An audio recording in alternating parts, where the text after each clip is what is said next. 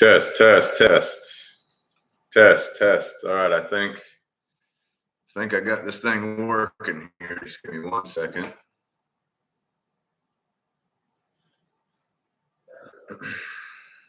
All right. All right, so I think I got this thing working. You guys let me know if you can hear me okay as you're logging in. You can leave a comment as you're logging in here. That way I can track what we're doing. I do have a couple things to go through.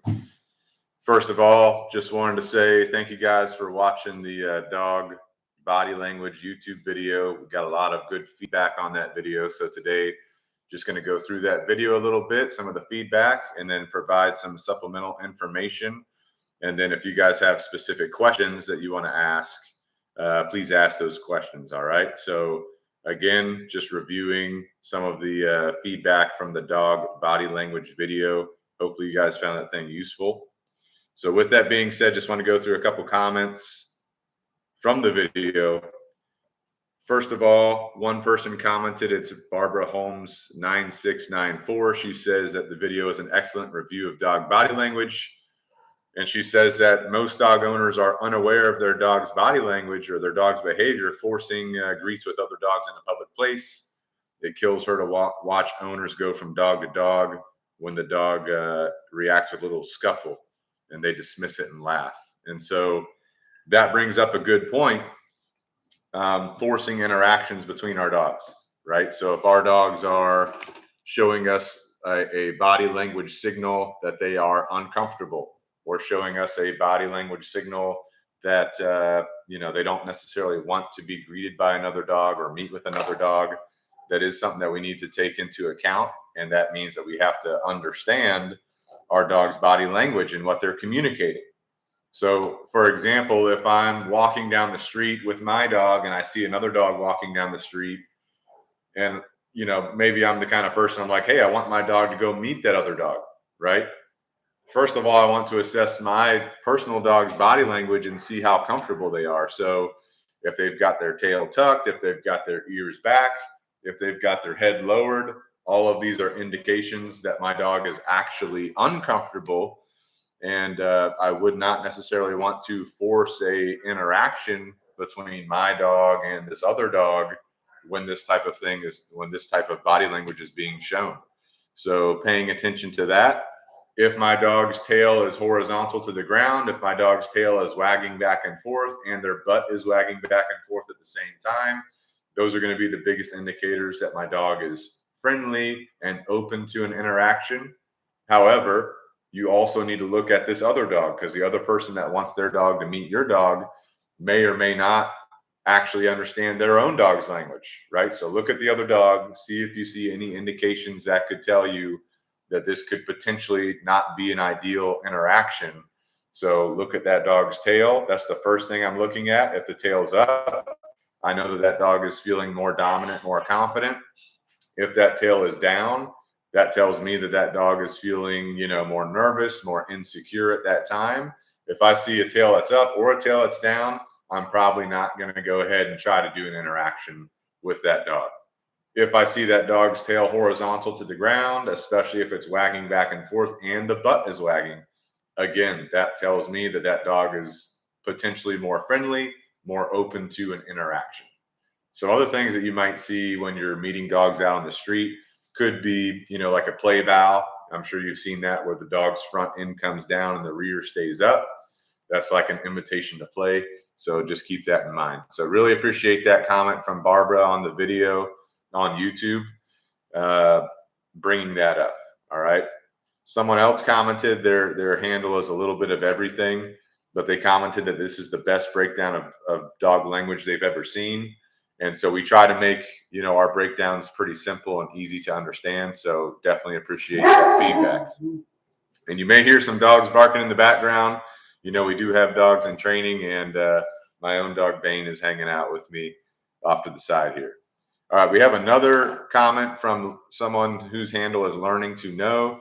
They said, if I ever have the opportunity to take my dogs to a professional trainer, this is the person that I want.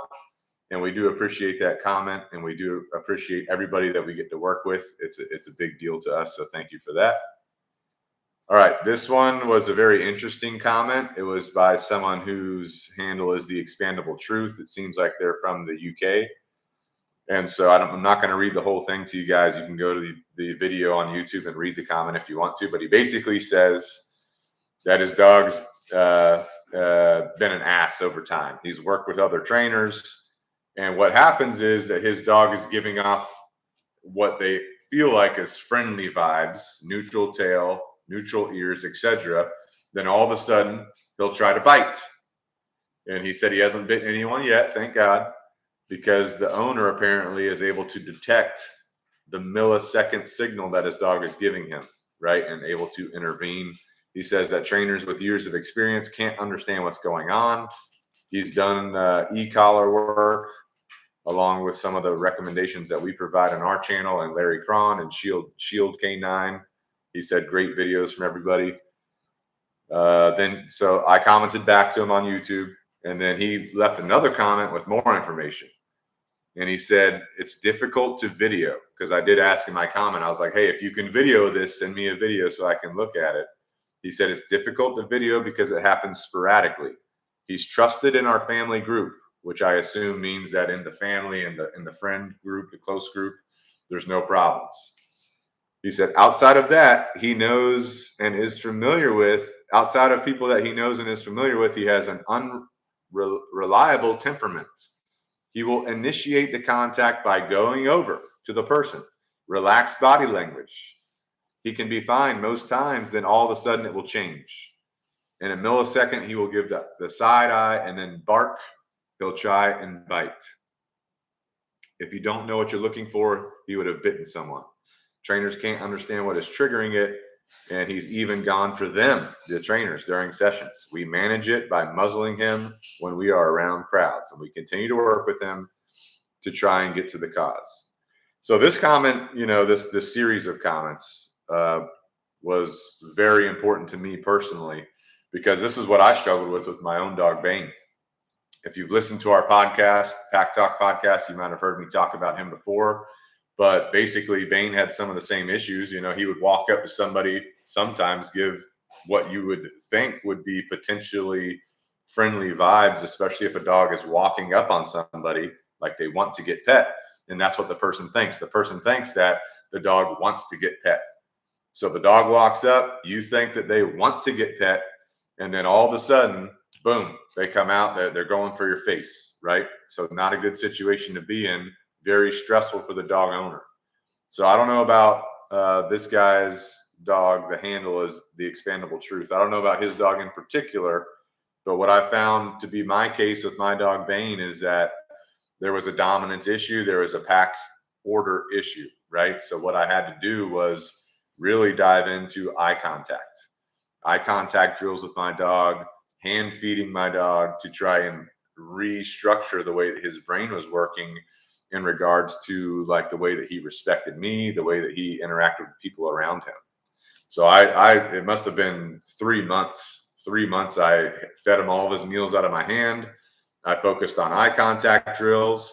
And then as that was progressing and he was getting better and I could trust in myself, because the difference between this commenter on YouTube and my personal dog is that my personal dog would also go at me at times. So I went through the hand feeding, I went through the eye contact drills. Once I got that down, then I went and I did resocialization. So he was over a year old when I was doing this process.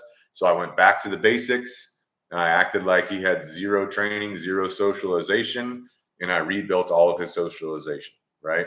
Which we have videos on how to do that on our channel and our podcast as well. But I went through resocialization because I had to teach my dog how to interact with people. And one of the things that I found was because he didn't really understand how to interact with people, he was just walking up on them, right? Acting like he's friendly or whatever, and then got uncomfortable with the way that they were trying to, interact with him. And then boom, he reacted at them to try and get them away, right? So I hope that makes sense. That's what was going on. So in my resocialization process, I really focused on teaching him how to respond to the people that were around him. So I wouldn't just let him walk up on people. I would usually have him do some type of obedience, right? Like a sit or a down or just staying next to me. I would not let people just come up and approach him. And there were people in the environment because I'd be talking to people that were around me because they're interested in what I'm doing. They see that I'm training or whatever. So, they'd be like, hey, this is, I'm telling them the story. They're like, hey, this is cool. I'm like, hey, well, if you're open to it, if you're open to helping me and Bane here through this process, take this food reward. So I would give them one of my food rewards, take this food reward. And I just want you to be neutral and let him come up to you and take a food reward, then just come back to me. And I did that with a ton of people, right? So then it finally got to the point where, long story short, it got to the point where I could take him places and I wasn't stressed about it. I could trust him to not do that anymore. And ever since then, we haven't had a problem. So for this commenter, the expandable truth, I would recommend that same type of system to try with your dog, right? Like before I did that, I actually had done e-collar training. I've done like a full progression with him. But I literally, when I started off that process, I acted like I had zero training. So I took off the e-collar, didn't use it anymore, right? Acted like I was on day one with my dog, redid everything with him. And then, we did go back to e-collar later. So that's what I would recommend, especially if you got a lot of people telling you they don't know what to do. Go back and try that, see what happens. Another commenter, Peter Zuber, said, great info, not new, but very good conclusion. I like the fact that he said this is not new information. This information, this dog body language information has been around for a very long time. There's really good books out there about dog body language. And one of my favorite books I like to recommend is the Dog Encyclopedia, or the Encyclopedia of Dog Body Language. I would definitely check that out. Now, I will, after this video is done, I'll put a link in the description below for you to check that out. But, it's not new information, but I feel like there's just, the problem with the internet and social media is there's just, everybody's posting all this different stuff. So what I try to do, my philosophy is try to simplify it, right? How can we keep it as simple as possible and get good information out to you that you can easily digest and build upon as you go. So hopefully that makes sense, and hopefully that's what you're finding with some of our content. All right, someone says, Top Cat Warrior is the handle. Very helpful video, thanks. I would like to add that dogs with cropped ears can be a bit tough to read their ear position. So pay extra attention as you're assessing the dog.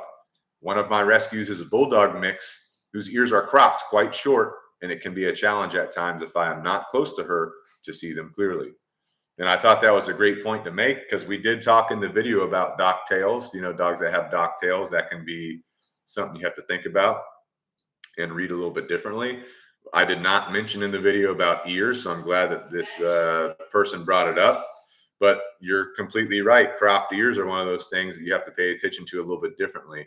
But thankfully, when we have cropped ears, I'll use more, body language assessment on the tail and the head versus the ears. So that's kind of what I look at, but you won't see the ears, being pulled back, being pulled forward. But if you do see a dog with cropped ears and their head or their ears are coming all the way forward, you will usually see some wrinkling on the forehead. So that's something you can look at for dogs that have cropped ears. Okay. All right, real quick, we just got a comment. And so the comment is saying, any recommendations for deaf dogs? And yes, we do have, I think we have one video on deaf dogs. I definitely should revisit that topic. But the benefit to deaf dogs is dogs are naturally, a body language creature. They're naturally a nonverbal creature. So if you have a deaf dog, that is actually beneficial because they're going to be better about reading body language and giving you body language that you can read. So the only thing about deaf dogs is obviously they can't hear you, but they're still reading you and watching you. And so if you have a deaf dog, for example, we change up some of our verbal commands. So when we say good, for example, for a deaf dog, we'll do a thumbs up, right? If we say no for a deaf dog, we'll do a thumbs down, right? So we got to teach that to the dog. Then we have hand signals for all of the different obedience commands. So I hope that makes sense. Let me know if you have any questions on that. Okay. All right. Moving on here, we have a couple of questions from Instagram here.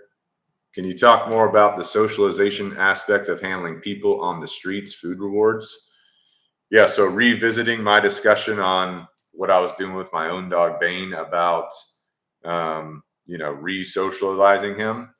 So when I was out and about with people on the street, one of the things that I did was if I had someone that I felt was a comfortable person, like I'm not going to do this with somebody that has crazy energy. I'm not going to do this with somebody that, seems to have like anxiety or can't control their own energy. I'm doing it with a neutral person, somebody that I feel comfortable with. They seem calm. But basically what I would do is I would give them one of my food rewards. I would hand it to them. I would explain to them what I'm doing, explain to them what I'm trying to work on with my dog. Then I would hand them a food reward. They would take that food reward, and then I would allow my dog to move away from me and go up to them. And I had given the person specific instructions. I said, hey, when he comes up to you, just hold your hand out to the side. No big deal, right? And my dog would come up, take the food reward, and then come back to me. And what that did was taught my dog, how to interact with people, that you don't have to always go up to people and that you don't have to get nervous, because his problem was he was initiating the contact, right? He comes up to the person initially and then they start trying to pet him. He doesn't like that, right? And so then he reacts to get out of the situation. So doing the food reward routine when I'm doing the socialization helps him learn how to, approach people, and that people aren't always going to force themselves upon him. So that's kind of the underlying thing there. Okay.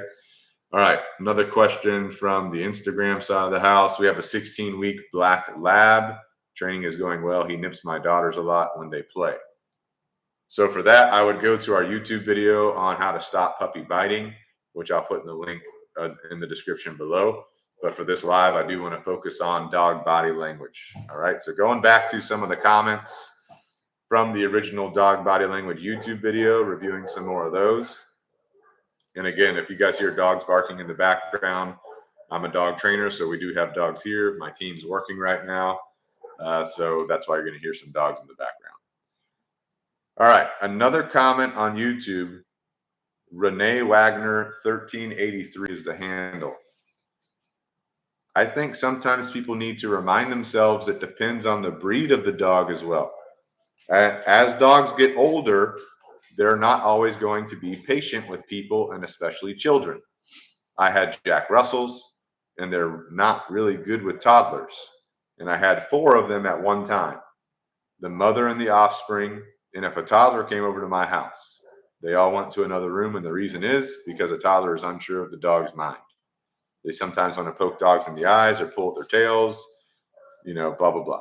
Makes the dog nervous. One breed of dog I use to rescue is Rhodesian Ridgeback. You want to talk about stare downs? Wow, good dogs.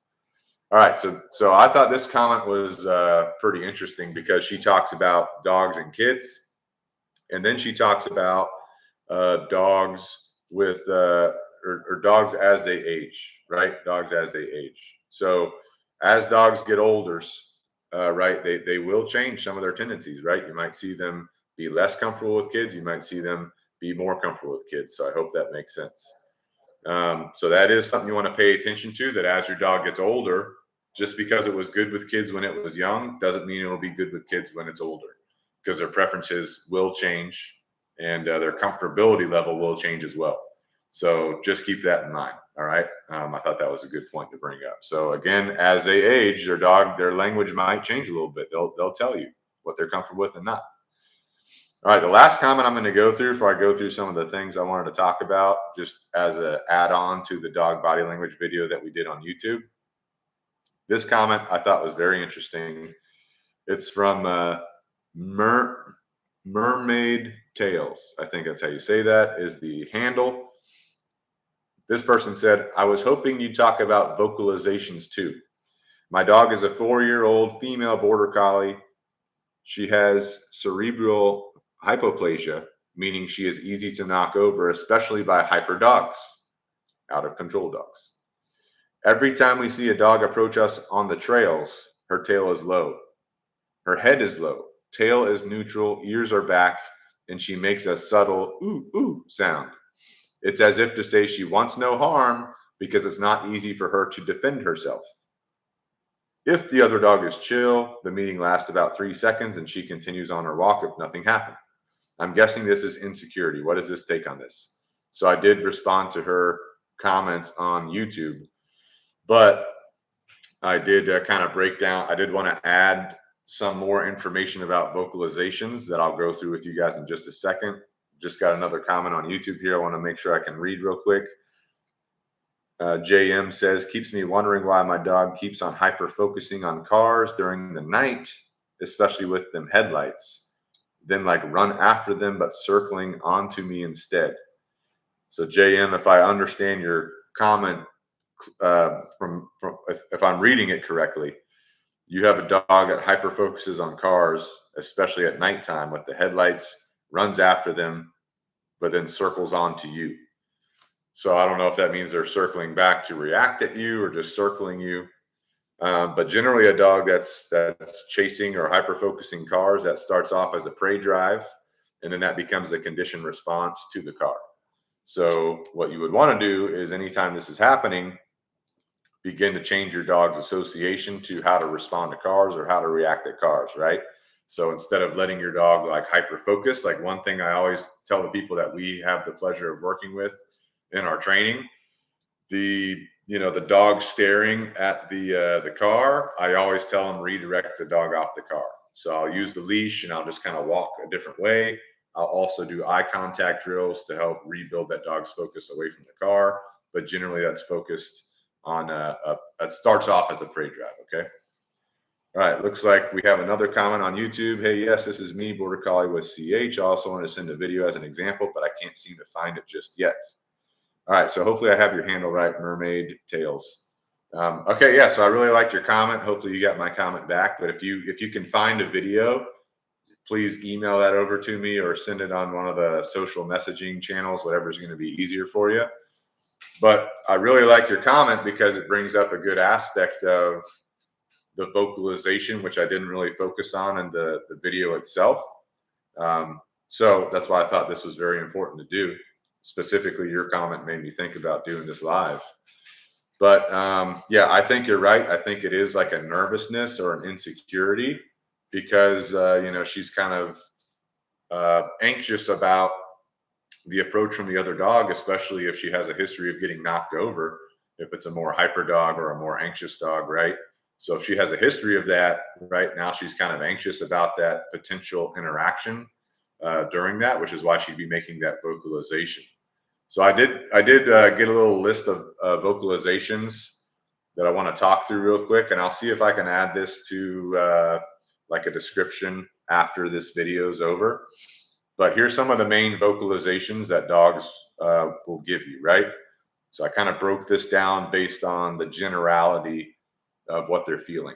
So first of all, if a dog is feeling, like aggressive, and I hesitate to say the word aggressive, all it is a behavior, right? So if you have two dogs playing and then one dog gets a little bit more serious, the dog that got more serious is showing a little bit of aggression. It doesn't mean it's aggressive, right? So the word aggressive kind of gets misused in the dog world. So I try to clear that up a little bit, but it is a behavior set. So if a dog's feeling aggressive, they could have a deep or low growl. They could have a snarl that's maybe not deep or low. And they could have a type of bark. Maybe it's like a quick repeated bark and maybe has some snarling involved with it, right? So if you see any, or if you hear any of those vocalizations, obviously you'll see the body language as well. But if you hear any of those vocalizations, those are good indicators of the dog feeling aggressive, right? Or aggression. Dominance, the high tail, the head up, the ears forward, dominance. A lot of the dominance vocalizations are going to be very similar to the aggression vocalizations, the deep and low growl, the snarl, right? And the barking, okay? If you have a dog that's fearful, or if you are observing a dog and you see that the dog is potentially fearful, you'll probably hear like some kind of whining. It could be a longer whine that kind of rises in pitch. It could be a howl, like a single high howl, not the lonely howl, which we'll talk about here in a little bit, which is your typical wolf howl, but type of howl. It could be some kind of bark, and usually the bark would be like a repeated high-pitched bark that maybe includes a little bit of whining to try and, keep the thing that's making them fearful away a little bit. So just keep that in mind. That's your fear vocalizations, your generalized fear vocalizations. Then you have submission. So you have whining, which could be a quick scream or a high-pitched whine. You have a whimper, which could be like a type of puppy type whimper, right? Those are going to be like your submissive vocalizations in general. If you hear a dog that has a short repeated whine, that could potentially be like an invite to play if they see another dog and they do that, or it could potentially be an invite to make contact. Maybe, right? Again, it's going to depend on the context. It's going to depend on the rest of the body language that's going on, but in general. A high-pitched bark could be an invitation to interact. So, that high-pitched bark, right? That could be a potential invitation to interact, but also we know that barking could also be like an aggression type of vocalization. So just be aware of that as well. You can't make assumptions here. You have to take the big picture into account. If there's like a woof sound, which like sounds like an airy type of wolf, that's generally like your watch out or your alarm vocalization. And then if you have like a quick repeated bark, like if you ever have a dog like at your window, it's like, right? That could be like a warning of strangers that are in the territory, or warning of something that's just like coming through the territory that's not normal. If you have and here's the last one, which would be like a wolf howl, right? Ooh, right? That's going to be your lonely vocalization, or during pack ritual. How many videos have you guys watched on social media where there's a family, they have a dog and they're woo, right? Everyone starts howling, the dog starts howling. That's a pack ritual. Or if you have like the fire engine go by, I'm sure you guys have seen this before. The fire engine goes by and the dog starts howling because the fire engine. That's generally like a pack ritual, because that noise pitch gets them going, right? So hope that makes sense. That's like some generalized vocalizations. There could be some other variables going on. It could be different context. Also, if a family or a dog owner has conditioned more vocalizations in their dog, whether they are doing it consciously or subconsciously, those can play effect as well. So just keep that in mind when you guys are listening to vocalizations from dogs. Okay. All right. So I think that covers vocalizations. I think that covers most of the comments on the original video. Do you guys have any other comments that you'd like me, or questions that you'd like me to go through? This live is focused on dog body language. I have gotten a couple questions in the comments that I can keep an eye on about some training stuff, which I can go into if we have no more dog body language questions. So I'll leave it for a minute for any dog body language questions. So you guys let me know if you have any other head, ear, tail questions, things like that. I did want to, while you guys are writing any questions that you have, I did want to go through one scenario that I found myself in the other day. I was in a consultation with a family who's going to be using us to do some training and some rehabilitation with their dog, but the dog is a very large lab, and they've been having some problems with the lab charging certain members of the family, charging people when they come over, charging kids, right? But they were a little bit confused about the body language. And when I stepped into the house, this lab was kind of giving me some space. I didn't know if I was going to get charged. I was expecting it, right? Because they've had a couple of bite incidents. But I walk into the house, and immediately, as a dog trainer, and I train all of my trainers to do this too, the first thing we look at is, boom, we look at the dog. But because we know that staring at a dog or looking them right in the eyes can cause some odd feelings sometimes with their dominance, we use our peripheral vision to assess the dog, and we give the dog a neutral body language, or we try to. So I walk in the house, and this dog, he knew something was different about me, because I walk in and I'm like, and he's like not charging me. I'm expecting it. He's looking at me, right? So I'm looking at him through my side, my peripheral. I've got the side of my body shown to him to try and be as neutral to him as possible, because I don't want to escalate him, because I don't, if he charges me, called in to help somebody, I want to my neutral body language come up to me. So I'm warning. I got a unstable connection right now. It should be trying to reconnect. You guys comment, let me know if you're losing me. So I'm showing him the neutral body language. He comes up, right? He approaches me, his tail low, right? His ears back. He's sniffing me. So right out the gate, I'm like, this dog is nervous. And they were wondering, why is my dog charging people and reacting at people? They were thinking maybe he's like getting some aggression. And I said, hey, the root cause here is, yeah, you can still hear me lagging a little bit though. All right, guys. So it should be reconnecting here on the connection. So this dog, comes up. I tell them, hey, the root cause is that this dog is actually nervous. So what we need to do is teach this dog, help this dog not be nervous anymore.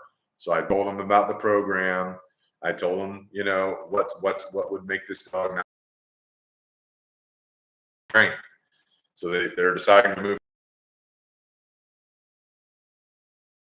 that dog. He's to keep you out of the situation. He charges to, because he's nervous, he charges you so that you don't make him uncomfortable. And he has learned over time that if he charges, he can keep you away from him, right? So that's what he's learned. So we have to reverse that. We have to counter condition that. That's going to be done through eye contact. That's going to be done through rehabilitation of the behavior. That's going to be done through teaching him an alternative behavior. Instead of, like, if you feel uncomfortable, instead of charge, what should you do, right? We'll teach him how to do that. So just something to think about. Like, if someone is telling you that a dog is aggressive or a dog has this problem, don't just take their word for it. You need to look at that dog yourself, understand dog body language, and see, oh, this dog is actually nervous, or, oh, this dog's actually dominant. Dominance and nervousness or insecurity are generally the biggest contributors to dogs that have a bite history. And that's because, like, the nervous dog gets pushed into fight or flight, and they eventually they learn that through fighting, which is biting, they can have their way with situations. And dominant dogs, they have tendencies that they feel like they need to correct. And so they learn that if they can correct you, that they can get out of situations. So just keep that in mind. Just got a comment from Joel in. I've had multiple times dogs come rushing my dog when I'm out on a walk. What are indicators that he isn't a friendly dog? So far, it's half and half of friendly versus aggressive. Joel, so I think you're talking about what are the indicators of the dog rushing you and your dog, that the dog is friendly or not. And so first thing I'm looking at is the tail. If a dog's rushing me and my dog and their tail's up, right, and especially if the tip of the tail is curled over, that's telling me that dog's dominant, it's confident, right? And generally, a dog's rushing me when they're dominant and confident because they want to take control of my dog or assert themselves over my dog. So I don't like allowing those interactions, right? Because it can make my dog feel uncomfortable. If the tail is up and it's wagging, that's your indication that they're dominant, confident, and aroused. So more likely to cause more trouble when they get to you. If the tail is lowered, right, they're nervous, they're insecure, and they're coming over to try and, be more comfortable. So sometimes an insecure or nervous dog comes over to you, to try and control the situation and be more comfortable, because they've learned that if they can rush into a situation and take control, that at the end of the day, they'll be more comfortable. So just keep that in mind. If it's friendly, again, the biggest indicator is that that tail is horizontal to the ground, wagging the tail back and forth, and wagging the butt wagging back and forth. That's going to be your biggest indicators that they're friendly. or if they're showing you like a play bow or something like that. But in general, I try not to let other dogs rush up to me and my dog when I'm on a walk. So if that's happening, I try to figure out if that other dog has an owner, I'll try to ask them to, hold on to their dog. Not today. We're not meeting today. You can say things like, "Hey, we're training," these kind of things. There have been times where I'm training a dog that, I cannot let it have a bad experience because that would just set us back, where I will turn my body. I'll put the dog that I'm training into a heel position on my left side. I'll turn the right side of my body to this dog and start, yelling at the dog, stay back, get away. That works a lot of times. It kind of shocks the dog. They're not used to that. And there have been dogs that I have to like move away my foot at them as they're coming at me or things like that. So just looking at when I'm being rushed at by a dog is their tail. All right, another comment from Mermaid Tales. Yes, all of this makes sense. When you said short whines, this is somewhat similar. Sometimes it will get more and more intense once they do the nose, ear, eyes, and after a behind sniff, she's good. Yeah, so the when dogs are greeting each other, this might be something I need to do a more in-depth video on. But when dogs are greeting each other, the best way to have them greet is going to be butt to butt first, if you can control the situation. Let one dog come up, sniff the other dog's butt, and let them swap and sniff the other one's butt. It's going to be the most respectful. But Mermaid Tales, it does seem like your dog is, nervous of the interaction and, trying to kind of show some submission right at the time so that they don't get knocked over. That's what I think is going on. Mermaid Tales also commented, but the biggest issue is her body is so bouncy. Dogs and people interpret it in two ways. Either they think she's being playful, where a dog would try to go up on her back. I think I see what you're saying, where bouncy, so your dog kind of like gets, when she's approached, she kind of gets bouncy a little bit. And some dogs might think she's being playful. They would, try to jump on her back. If they're jumping on her back, that's a dominant dog, right? She might be bouncy because she's a little bit anxious. She might be bouncy because she's a little bit insecure. So I'd probably want to know some more details about this walking trail, if it's always happening on this trail, what the general interactions are going to be. That way I could give you some more specific advice. But one thing I would do is try to teach your dog to be calm, depending on how you're walking. Like if I'm on a nature trail and there's relatively low traffic, I might let my dog out, walk around off leash. If I see a dog coming, I might tell them to come and then heel, have them next to me until that other dog gets closer. So that could be something that you try to do. But there's different things in different situations that I would recommend. So if I had some more information, I could give a better answer to you, but I hope that kind of makes sense. We did have one question up here about, let me see if I can find it. The biggest problem is everyone tells you to put them down. So I think this is in relation to dogs that are having problems interacting with other people, going back to our socialization discussion. And so, yeah, I mean, people, the problem is people will tell you if your dog's having a problem, like if it snaps at people or reacts at people or rushes people, you need to put your dog down, right? That's not the answer. You just need good training, good rehabilitation, and you'd probably need a good professional trainer to be able to coach you through your specific situation. That would, depending on your training experience, right? If you've had a lot of dogs, you've worked with trainers a lot, you might not need a trainer. But if you're dealing with something, it's always good to have a coach to help you through things, right? I have coaches for myself, different things that I work on, right? And then after a period of time of using the coach, I feel comfortable enough to where I don't need the coach, right? If you're doing physical training, or if you're like diet and nutrition, or, if you're running a business, you might need a business coach. Whatever, right? There's coaches for different things out there, and to a better point, right? Comments, we got Joel in. Thanks. I never allow a loose leash dog to approach mine, but I always wish I had a better handle on guessing what its intentions were. Yeah, I see what you're saying, Joel. Like I said, I always look at that tail first. That's my biggest indicator. Secondly, I'll look at the head. If the ears are readable, I'll try to read the ears, right? And that's kind of how you get your best guesstimation of what that dog's feeling. Now, I will say there are situations I find myself in where I'm like, yeah, I know what's going on here, and then that dog, proves me completely wrong. One of the first things that pops into mind is I was walking into this house for a consultation, and they had me over because the dog had bitten some people that had came in the house. So I told them, when I come over, have your dog on a leash. Don't let them just run up to me and bite me, right? It was a German Shepherd. And so I walk in the house, and sure enough, they had the dog on the leash. And I was looking at the dog, right, with a neutral body language. I'm looking at the dog, and I'm like, okay, I feel like this dog is not going to bite me, right? I feel like this dog is just kind of anxious. So I said, hey, hand me the leash. And they were like, are you sure? Because they were scared about me getting bit too. So they're like, are you sure? I'm like, sure, hand me the leash. So they handed me the leash. And sure enough, as soon as I got that leash, boom, that dog came, boom, bit me right in the love handle, dude. And that thing hurt too, and left a good puncture. But as soon as it bit me, and I didn't react, right? It bit me. I just stood there like nothing happened.